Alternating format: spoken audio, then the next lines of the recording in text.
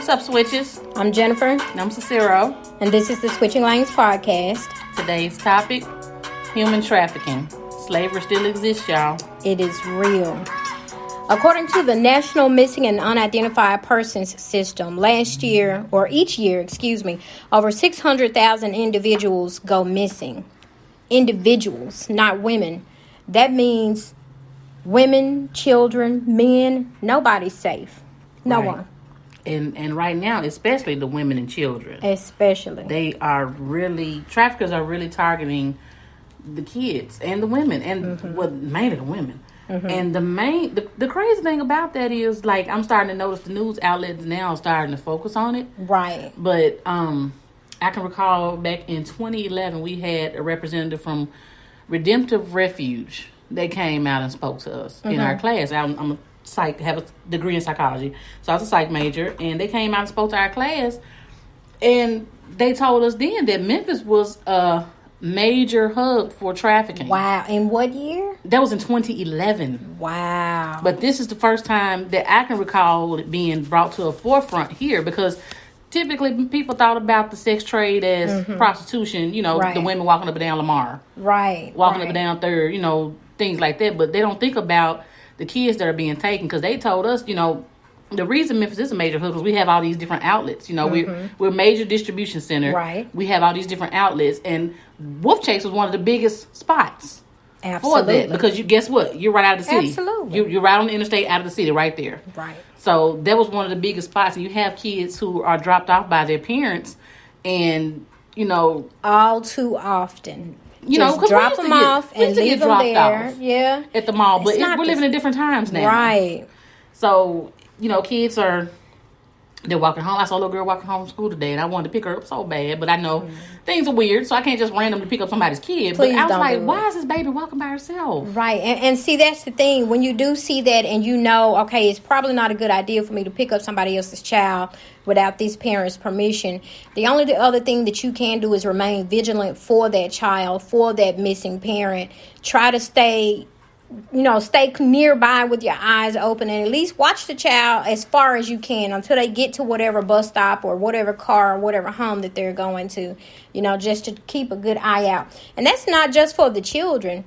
When we're out shopping, try not to go shopping alone. Try to take somebody with you. When you see somebody out shopping or walking to their car alone, try to keep your eye on that person till they make it to their vehicle. We have to be vigilant for one another as well. Exactly. I mean, especially now, my coworkers, we've had this conversation today, because I had two coworkers yesterday that had encounters. One almost got sandwiched in by a van and a car, and the other said she was walking from the store back to the office, and somebody in the van was basically trying to intimidate her. Wow. So it's just, we definitely have to be vigilant. We have to look out for one another. Going out at night. I mean, I had the conversation with my son. My son has a habit of sitting in the back seat. And, I mean, it's just what he does. And I told him today, I said, okay, I'm going to need you to start sitting in the front seat with me. Right. I mean, you're tall. You're not a grown man, but I'm pretty sure. But you look like it. I'm pretty sure to the untrained eye, you have that presence. They'll think you're a grown man. Absolutely. So I need you to sit in the front seat with me so that people will see that I'm not by myself. Right. Because my back window's tinted. So you can't see him back there. But I told him, I need you to start riding with me in the front. And just going out at night is kind of a no-go. It's starting to be not such a good idea for me unless we're going out in groups. And I told my friends, I said, if I come over your house at night, look, I'm bringing my spend the night bag. Okay, just in case. I may be bringing my spend the night bag, so, because, depending on how late we get through with our girls' night and our little kiki sessions, it may be best to stay. It may be best to just stay put. Right. And I think you just brought up a really good point that we need to make sure we reiterate for everyone. With everything that's happening, and it's happening right in our backyards, it's South Haven, Fraser, Collierville. This stuff is happening right here in front of us every day. And like Cicero just said with her coworker, there was a van and an SUV or a car involved. We have the tendency to get stuck on certain things. We believe that it's going to be what we used to call the Chester van. Remember what we called the Chester van? That white van with all the windows blacked out. It's not always like that anymore. They pulling up in minivans. They pulling up in cars, pickup trucks. You don't know. They have to blend in. And that's what they're going to do. And a young lady yesterday on a post that I was reading. Her question was, have you all noticed how many women are involved in this trafficking situation? I've seen it with the mugshots that have been posted. Okay, Yes. so check this out. They need them to look like us. If you pay attention to the recent news stories, you didn't just see a lot of women. You saw a lot of African Americans as well. Oh, yeah. And she was really upset. Yeah, she was really upset that so many women were participating. But here's the thing. There's a process to trafficking like there's a process to anything else. And part of that process is utilizing the victims. A lot of those victims become assistants. They end up helping the traffickers. So you got that next generation of traffickers that's helping to bring the new victims in. Right. That's a good point. They have been conditioned. So a lot of the people that you see as traffickers probably began as victims. That just goes to show you how long they've been with those people. Yeah. That's why it's so important for us to stay vigilant and to try to protect one another. If you only go out here with this individual mentality, you're in trouble because it takes more than just one. You got to open your eyes and you got to be willing to go places in groups. Let other people know where you're going. We got to go back to that. We got to go back to the buddy system. I mean, it's a trip because you have, like she said, you don't have the van anymore. Right. You have the car, and I wanted to make mention of it. I'm sure my coworker won't mind. She posted on Facebook, and I also shared it to my page last night. It was a van, a white van that had a tent on his front window, so she couldn't see who was in the van behind her. And she said he kept pulling up so close. He followed her for a great distance. And she said he was pulling up every time they stopped. He pulled up so close to her, and then the other car came and kind of swooped down and pulled up in front of her.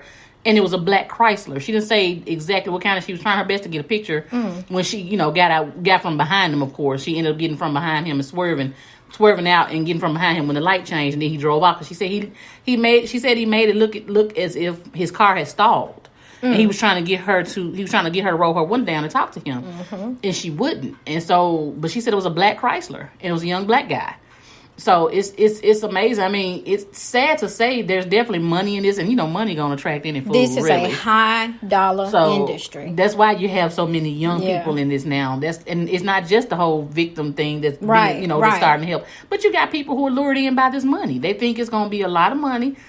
And I mean, nowadays, let's just be honest, people gonna do anything. People have always done anything for money, but people really are getting crazy. Yes. And they're willing to trade off people and kidnap people and harm the innocent and take these children. I mean, it's just, it's real. It's a real thing. And I hate that it took so long for the news to catch on and start to bring awareness about this, because this is again, this is not just about prostitutes and people walking the street. This is about somebody trying to take your kid or your wife or your sister or your mom and send them off somewhere and turn them into basically modern day slaves, whether it's a sex slave or they putting these kids to work or whatever the case may be, and parents, I mean, I understand that parents have volatile situations sometimes and it's hard to get, things in place for your kids, but try to put things in place to where your child is not walking home alone. Absolutely. Waiting on the bus alone, walking to the bus stop alone. I mean, I'm fortunate to be able to say I've always been able to take my son to school. Right. I'm fortunate to say it doesn't make me late for work. I can work from home if I need to. And I can leave work to pick him up from school. And we do understand that not everybody has those options. Right. We know that. However, with all of this technology around us, use it for good. Put it to some good use. Yeah. Make your child FaceTime you till they get home. Yeah. And I think we, back to what you always say, bring back the village. Bring back that village. Because guess what? If I can't get out of a meeting or something, because there are days where I have meetings and I can't get out of them, I have at least 5-6 people on speed dial I can call and say, hey, grab my kid. Pick him up from school for me. I can call a cousin.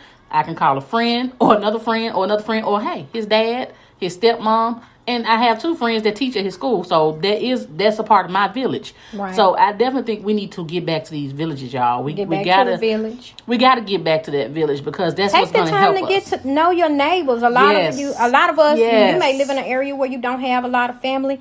Take the time to get to know your neighbors. Absolutely. 9 times out of 10, there are other people in your neighborhood with children that go to the same school, Or maybe do a car. What is it? The carpooling system. We did. I did that last year with a neighbor until she moved. We did that. I would drop them off at school and she would bring them home. And I've had to do it with Dylan before. Yeah. And there's also, and getting to know your neighbors is also a good thing because I have two elderly neighbors here on each side of me. I live in an apartment and I have two elderly neighbors, and the bus comes right in front of my apartment complex. Now I don't put my son on the bus, but if I needed to, I'm pretty sure my neighbor would be willing to let me know, hey, he just got out the bus, he's in the house. Right. Even if he doesn't tell me, I'm sure my neighbor will, because I have gotten to know my neighbors, and I know it's 4 of us in this building, and I know them very well. So we all talk to each other, we all communicate. A couple of them, the numbers I have. So I mean, we've got to get back to that village, y'all. We gotta do whatever we can to protect our children. And again, like I said, I understand some jobs are just strict and you can't get away, but we got to start putting things in place because these people are for real out here. They are really trying to snatch our children, and they are really trying to harm our women. Like it's real. It's real. And the one thing that you guys have been doing a really great job with ever since this started just really exploding in the news recently is you're communicating really well. Keep that line of communication open. Every time you see a strange vehicle, broadcast it. Every time you see something that's not right, share it again. Tell people, keep posting it on Facebook so that we can all continue to be vigilant together. Because we are not safe right now. And the truth of the matter is, in this particular situation, African Americans are being underrepresented in the news stories when you hear about it. Absolutely. We are not the primary concern. We are not a priority. So they are not broadcasting that our children are coming up missing. They are not saying that our women are coming up missing. Right. So we have to make sure we stay on top of those things. I went to the website. It's the National Center for Missing and Exploited Children. It's a great website. Don't get me wrong. I had to scroll for a really long time before I came across the first flyer for an African American person that was missing. And I know we have enough to, I'm not saying that they should be counting white, black, white, black, white, black. When I tell you I'm scrolling and scrolling and scrolling, before I finally got to the first picture of an African American person, and I counted maybe 4 on the website. Wow. And that's a well-known website. Right. We are not being represented. Right. We are not being represented in these numbers, in these photos, in these news broadcastings. We are not a priority for them. And like I said before, dear men out here, please don't for 1 second believe that you are safe. If you have a false sense of security and assume that you are safe in this particular situation, number 1, you increase the odds of you being gotten. Number 2, that means that you're not stressing to the women and the other people in your life how important it is to look out for their sons and their fathers and their brothers as well. Our sons are not safe just because they're boys. Absolutely. They're being taken as well. So please be vigilant on that. Let's open up. Make sure we can continue to talk to one another about everything that's going on, because we have thousands of people missing from Memphis, missing from Chicago, just all over the place. We are we're in trouble. We have a serious situation. I would call it a national epidemic happening right now. I think so. And I also wanted to mention one other thing too. Ride sharing. Be careful with the ride sharing. I mean, I think the ride sharing is a great tool.